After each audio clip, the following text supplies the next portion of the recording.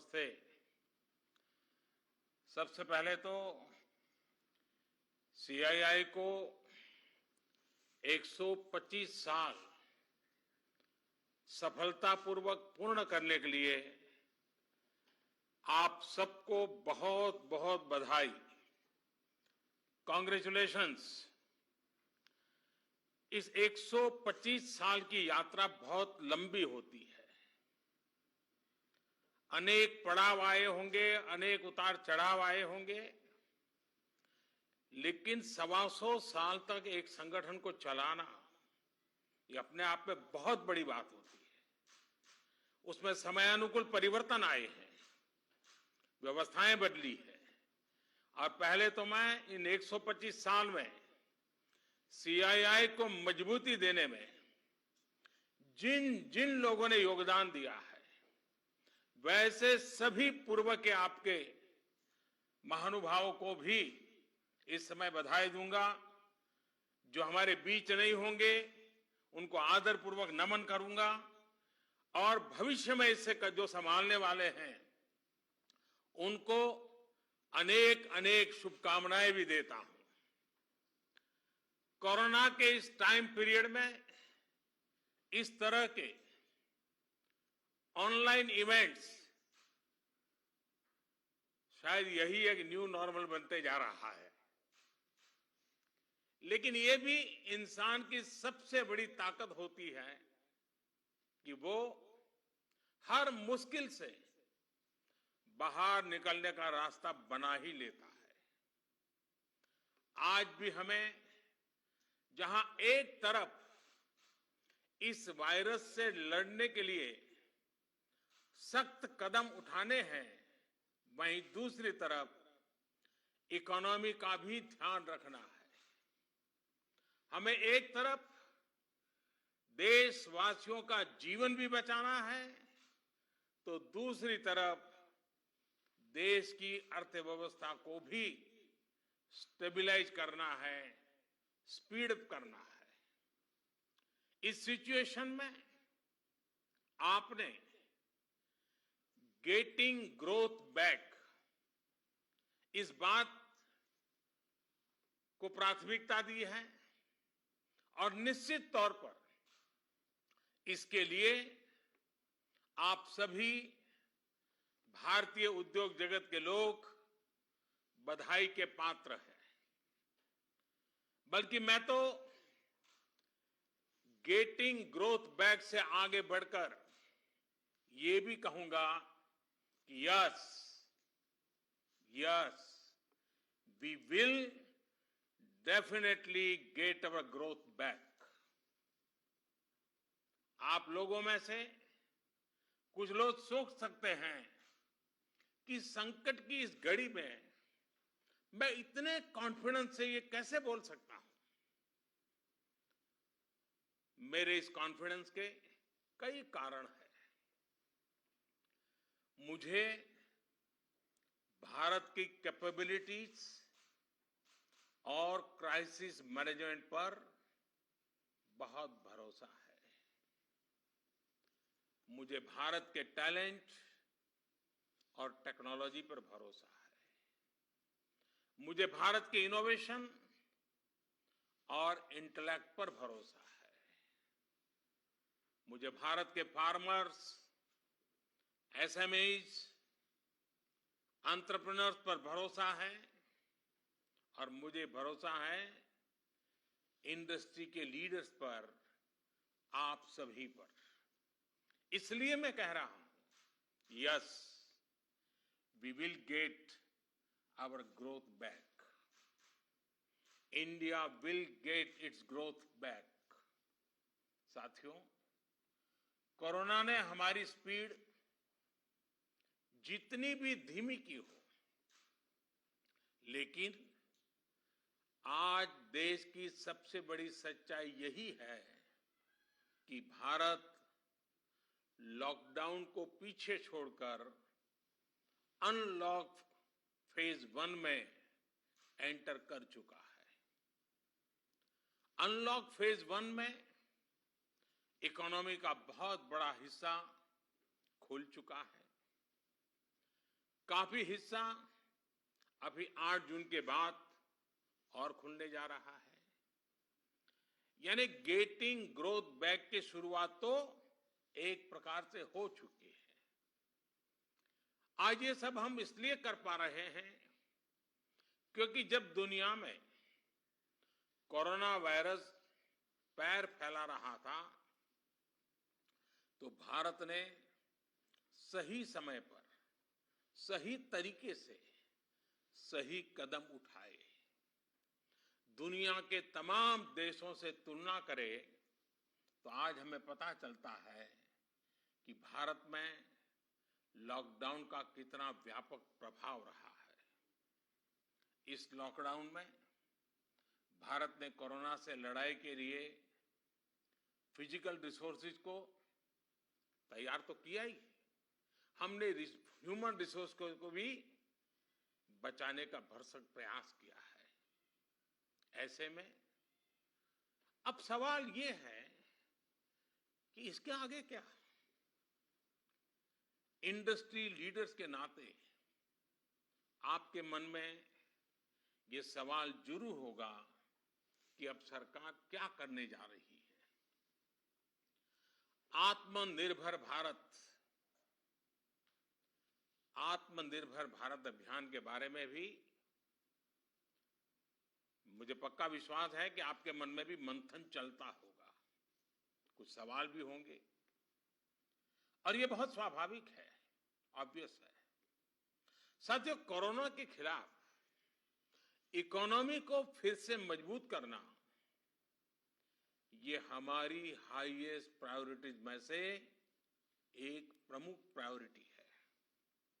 इसके लिए सरकार जो डिसीजंस अभी तुरंत लेने जरूरी है वो तो एक के बाद एक ले ही रही है, लेकिन साथ साथ में ऐसे भी फैसले लिए गए हैं जो लॉन्ग रन में देश की मदद करेंगे। साथियों, प्रधानमंत्री गरीब कल्याण योजना ने गरीबों को तुरंत लाभ देने में बहुत मदद की है।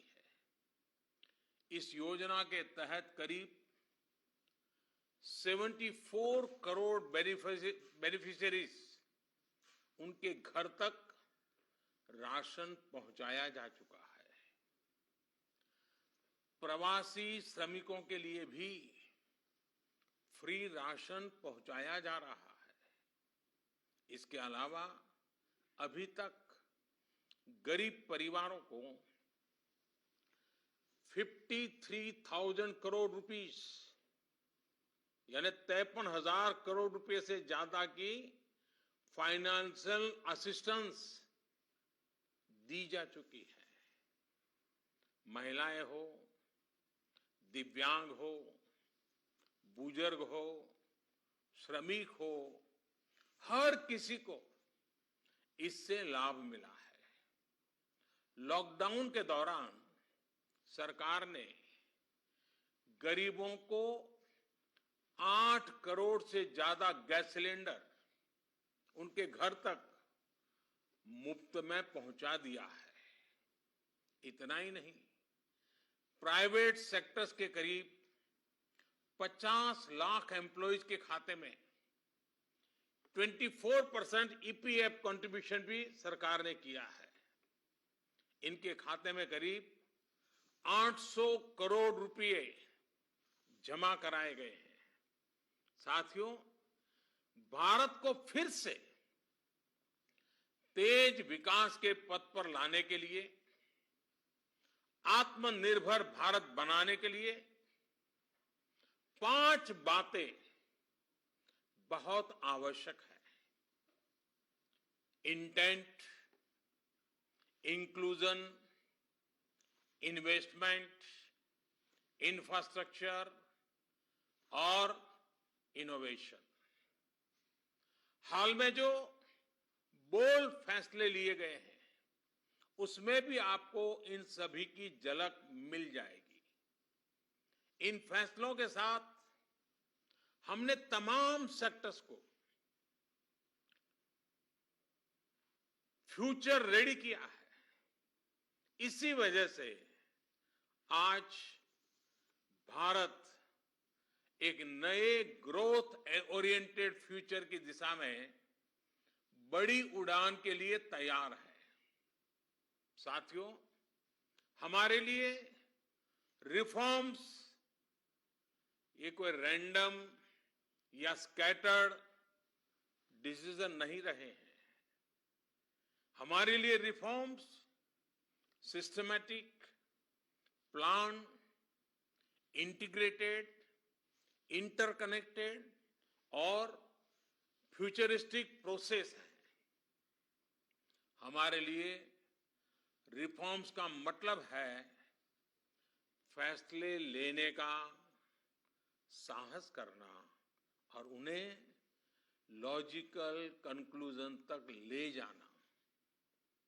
आईबीसी हो, बैंक मर्जर हो, जीएसटी हो, फेसलेस इनकम टैक्स असेसमेंट की व्यवस्था हो, हमने हमेशा व्यवस्थाओं में सरकार के दखल को कम करने,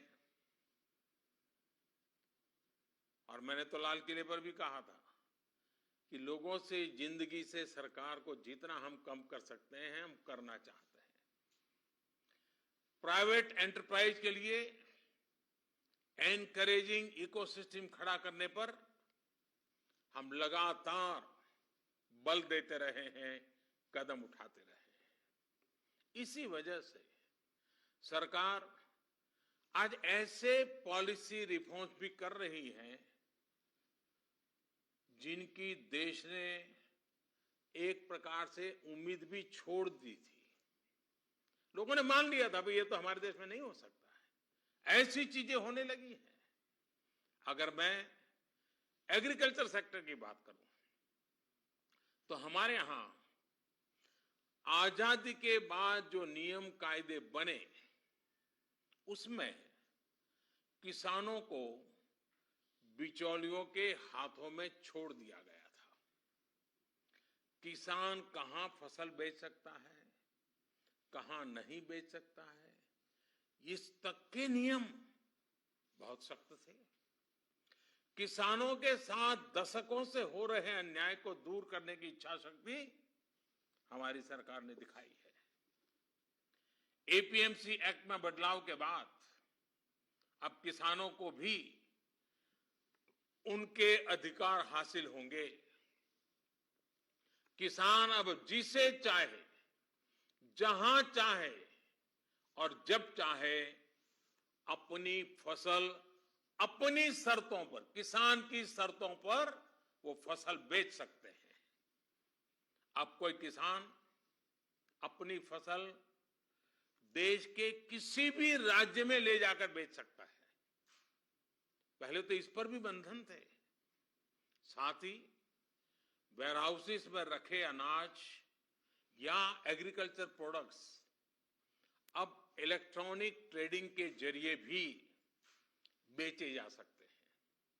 आप कल्पना कर सकते हैं इससे एग्री बिजनेसेस के लिए कितने नए रास्ते खुलने जा रहे हैं। साथियों, इसी तरह हमारे श्रमिकों के कल्याण को ध्यान में रखते हुए रोजगार के अवसरों को बढ़ाने के लिए लेबर रिफॉर्म्स भी किए जा रहे हैं। जिन नॉन स्ट्रेटेजिक सेक्टर्स में प्राइवेट सेक्टर को इजाजत ही नहीं थी उन्हें भी खोला गया है।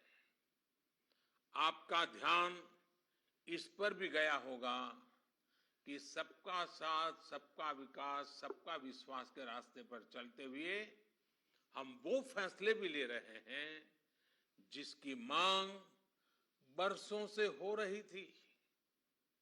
साथियों, दुनिया का तीसरा वो देश जिसके पास बहुत बड़ी मात्रा में कोयले का भंडार हो, कोल रिजर्व हो, जिसके पास आप जैसे साहसी और उद्यमी व्यापार जगत के लीडर्स हो, लेकिन फिर भी उस देश में बाहर से कोयला आए, कोल इंपोर्ट हो, तो उसका कारण क्या है? आप भी जानते हैं, देश भी जानता है। कभी सरकार रुकावट बनी रही, कभी नीतियां रुकावट बनी रही, लेकिन अब कोल सेक्टर को इन बंधनों से मुक्त करने का काम शुरू कर दिया गया है। अब कोल सेक्टर में कॉमर्शियल माइनिंग को परमिट कर दिया गया है। पार्सली एक्सप्लोर्ड ब्लॉक्स को भी अलॉटमेंट करने की परमिशन दी गई है। इसी तरह मिनरल माइनिंग में भी अब कंपनियां एक्सप्लोरेशन के साथ साथ माइनिंग का काम एक साथ कर सकती है। इन फैसलों के कितने दूरगामी परिणाम होने वाले हैं, ये इस सेक्टर से परिचित लोग अच्छी तरह जानते हैं। साथियों, सरकार जिस दिशा में बढ़ रही है, उससे हमारा माइनिंग सेक्टर हो, एनर्जी सेक्टर हो या रिसर्च और टेक्नोलॉजी हो, हर क्षेत्र में इंडस्ट्री को भी अवसर मिलेंगे और यूथ के लिए भी नई अपॉर्चुनिटीज खुलेगी। इस सबसे भी आगे बढ़कर अब देश के स्ट्रेटेजिक सेक्टर्स में भी प्राइवेट प्लेयर्स की भागीदारी एक रियलिटी बन रही है। आप चाहें स्पेस सेक्टर में निवेश करना चाहें, एटॉमिक एनर्जी में नई अपॉर्चुनिटीज को तलाशना चाहें, पॉसिबिलिटीज आपके लिए पूरी तरह से खुली हुई हैं। हर अवसर आपका इंतजार कर रहा है। साथियों, आप ये भली भांति जानते हैं कि एमएसएमई सेक्टर की लाखों यूनिट्स हमारे देश के लिए इकोनॉमिक इंजन की तरह हैं। इनका देश की जीडीपी में बहुत बड़ा कंट्रीब्यूशन है और ये कंट्रीब्यूशन करीब करीब 30% का है। एमएसएमईज की डेफिनेशन स्पष्ट करने की मांग लंबे समय से उद्योग जगत कर रहा था। अब वो उद्योग जगत की पूरी मार्ग भी पूरी हो चुकी है। इससे एमएसएमईज बिना किसी चिंता के ग्रो कर पाएंगे और उनको एमएसएमईज का स्टेटस बनाए रखने के लिए दूसरे रास्तों पर चलने की जरूरत नहीं रहेगी। देश के एमएसएमईज में काम करने वाले करोड़ों साथियों को लाभ हो, इसके लिए 200 करोड़ रुपए तक की सरकारी खरीद में ग्लोबल टेंडर्स को खत्म कर दिया गया है। इससे हमारे छोटे उद्योगों को ज्यादा अवसर मिलेगा। एक तरह से आत्मनिर्भर भारत पैकेज एमएसएमई सेक्टर के इंजन के लिए फ्यूल का काम करने वाला है। साथियों, ये जो फैसले हैं, उनकी रिलेवेंस समझने के लिए आज की ग्लोबल सिचुएशंस को देखना और उसे समझना भी बहुत आवश्यक है। आज विश्व के तमाम देश पहले की तुलना में एक दूसरे का साथ और अधिक चाहते हैं।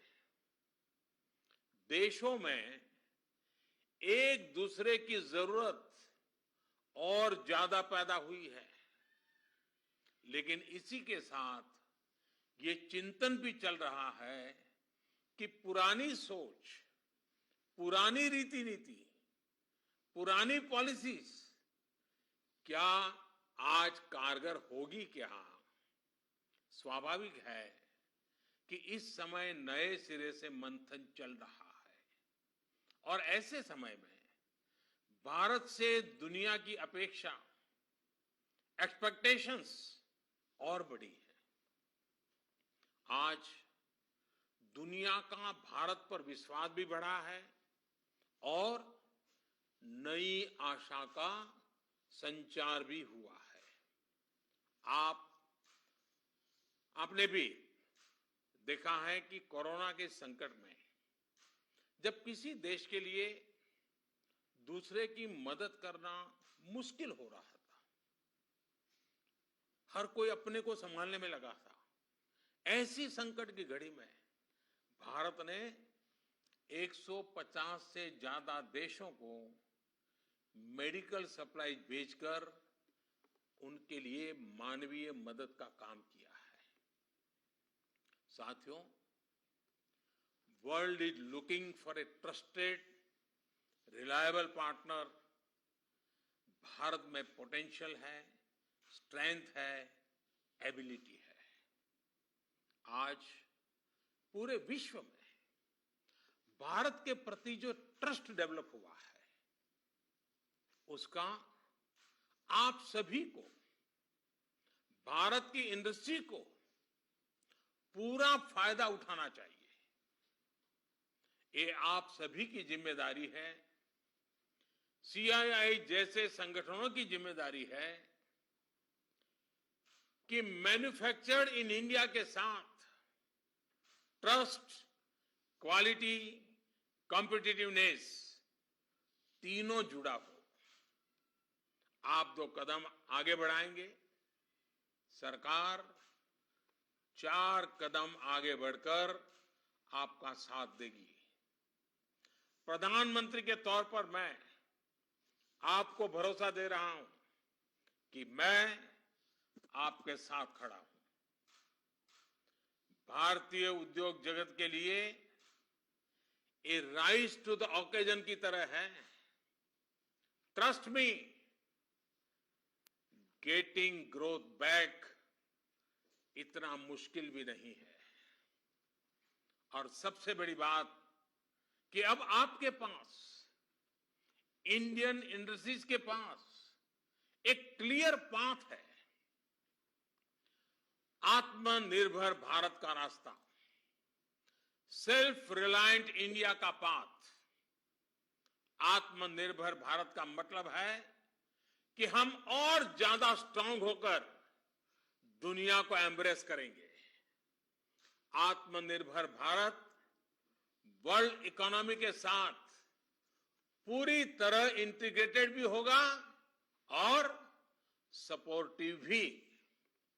लेकिन ध्यान रखिएगा, आत्मनिर्भर का मतलब ये भी नहीं है कि हम स्ट्रैटेजिक क्षेत्रों में किसी पर निर्भर रहें।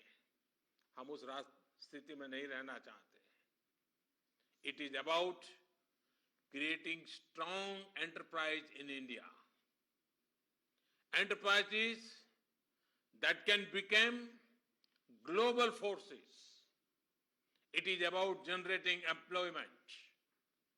It is about empowering our people to come out and create solutions that can define the future of our country. हमें एक ऐसी रोबस्ट लोकल सप्लाई चेन के निर्माण में इन्वेस्ट करना है जो ग्लोबल सप्लाई चेन में भारत की हिस्सेदारी को स्ट्रेंथन करे। इसी अभियान में सीआईआई जैसी दिग्गज संस्था को, मुझे लगता है आपको भी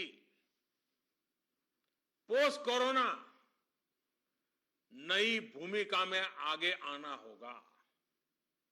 अब आपको चैंपियंस ऑफ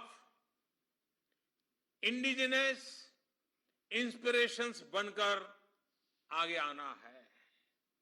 आपको डोमेस्टिक इंडस्ट्रीज की रिकवरी को फैसिलिटेट करना है। नेक्स्ट लेवल ग्रोथ को असिस्ट करना है, सपोर्ट करना है। आपको इंडस्ट्री को, अपने मार्केट को ग्लोबली एक्सपांड करने में मदद करना है। साथियों, अब जरूरत है कि देश में ऐसे प्रोडक्ट्स बने जो मेड इन इंडिया हो, मेड फॉर द वर्ल्ड हो। कैसे हम देश का आयात कम से कम करें, इसे लेकर क्या नए लक्ष्य तय किए जाएं, उस पर सोचने की जरूरत है। हमें तमाम सेक्टर्स में प्रोडक्टिविटी बढ़ाने के लिए अपने टारगेट तय करने ही होंगे। यही संदेश मैं आज इंडस्ट्री को देना चाहता हूं और देश यही अपेक्षा भी आपसे रखता है। साथियों, देश में मैन्युफैक्चरिंग को, मेक इन इंडिया को रोजगार का बड़ा माध्यम बनाने के लिए आप जैसे तमाम इंडस्ट्री के संगठनों से चर्चा करके ही कई प्रायोरिटी सेक्टर्स की पहचान की गई है। इनमें से furniture, air conditioner, leather and footwear, in 3 sectors पर काम शुरू भी हो चुका है। सिर्फ एयर कंडीशनर को लेकर ही हम अपनी डिमांड का 30% से अधिक इंपोर्ट करते हैं। इसको हमें तेजी से कम करना है। इसी तरह दुनिया का दूसरे सबसे बड़ा लेदर प्रोड्यूसर होने के बावजूद ग्लोबल एक्सपोर्ट में हमारा शेयर बहुत कम है। साथियों, कितने ही सेक्टर्स हैं जिसमें हम बहुत अच्छा कर सकते हैं। बीते सालों में आप सभी साथियों के सहयोग से ही देश में वंदे भारत जैसी आधुनिक ट्रेनें बनी हैं। देश आज मेट्रो के कोच निर्यात कर रहा है। इसी तरह मोबाइल फोन मैन्युफैक्चरिंग हो, डिफेंस मैन्युफैक्चरिंग हो, अनेक क्षेत्रों में इंपोर्ट पर हमारी डिपेंडेंस को कम करने का प्रयास लगातार चल रहा है। और मैं बहुत गर्व से कहूंगा कि सिर्फ 3 महीने के भीतर ही पर्सनल प्रोटेक्टिव इक्विपमेंट पीपीई, इसकी सैकड़ों करोड़ की इंडस्ट्री आप ही लोगों ने खड़ी की है। 3 महीने पहले भारत में एक भी पीपीई नहीं बनती थी। आज भारत एक दिन में 3 लाख पीपीई किट बना रहा है, तो ये हमारे उद्योग जगत का ही सामर्थ्य है। आपको इसी सामर्थ्य का इस्तेमाल कर हर सेक्टर में आगे बढ़ना है। मेरा तो सीआईआई के तमाम साथियों से ये भी आग्रह है कि रूरल इकोनॉमी में इन्वेस्टमेंट और किसानों के साथ पार्टनरशिप का रास्ता खुलने का पूरा लाभ आप लोगों ने उठाना चाहिए। अब तो गांव के पास ही लोकल एग्रो प्रोडक्ट्स के क्लस्टर्स के लिए जरूरी इंफ्रास्ट्रक्चर तैयार किया जा रहा है। इसमें सीआईआई के तमाम मेंबर्स के लिए बहुत अपॉर्चुनिटीज है। साथियों, फार्म हो, फिशरीज हो, फूड प्रोसेसिंग हो, फुटवेयर हो, फार्मा हो, अनेक सेक्टर्स में अनगिनत अपॉर्चुनिटीज के गेट आपके लिए खुले हैं। सरकार ने शहरों में प्रवासियों के लिए आवास उपलब्ध कराने के लिए जिस रेंटल स्कीम की घोषणा की है, उसमें भी आप सभी साथियों को मैं सक्रिय भागीदारी के लिए आमंत्रित करता हूं। साथियों, हमारी सरकार प्राइवेट सेक्टर को देश की विकास यात्रा का पार्टनर मानती है। आत्मनिर्भर भारत अभियान से जुड़ी आपकी हर आवश्यकता का ध्यान रखने के लिए भारत सरकार प्रतिबद्ध है। आपसे सभी स्टेक होल्डर्स से मैं लगातार संवाद करता हूं और यह सिलसिला आगे भी जारी रहेगा। I request you to come up with a detailed study of every sector, build consensus, develop concept, think big. We will together take up more structural reforms that will change the course of our country. We will together build आत्मनिर्भर भारत। साथियों, आइए देश को आत्मनिर्भर बनाने का संकल्प लें।